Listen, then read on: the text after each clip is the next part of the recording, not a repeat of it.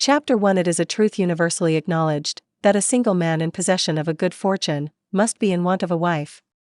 However little known the feelings or views of such a man may be on his first entering a neighborhood, this truth is so well fixed in the minds of the surrounding families, that he is considered the rightful property of some one or other of their daughters.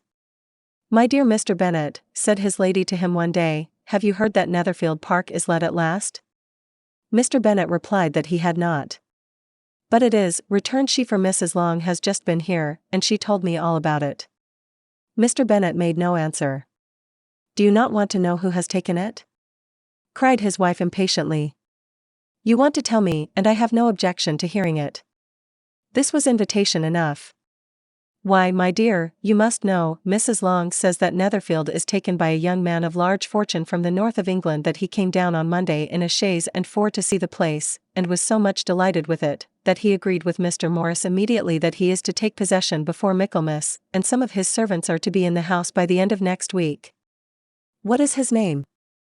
"Bingley." "Is he married or single?" "Oh, single, my dear, to be sure, a single man of large fortune, 4,000 or 5,000 a year."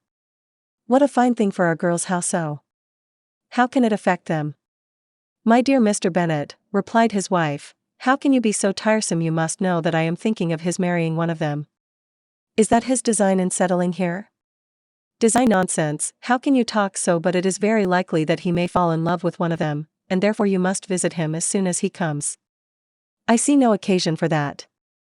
You and the girls may go, or you may send them by themselves, which perhaps will be still better, for as you are as handsome as any of them, Mr. Bingley may like you the best of the party."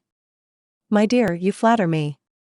I certainly have had my share of beauty, but I do not pretend to be anything extraordinary now. When a woman has 5 grown-up daughters, she ought to give over thinking of her own beauty. In such cases, a woman has not often much beauty to think of. But, my dear, you must indeed go and see Mr. Bingley when he comes into the neighborhood. It is more than I engage for, I assure you. But consider your daughters. Only think what an establishment it would be for one of them.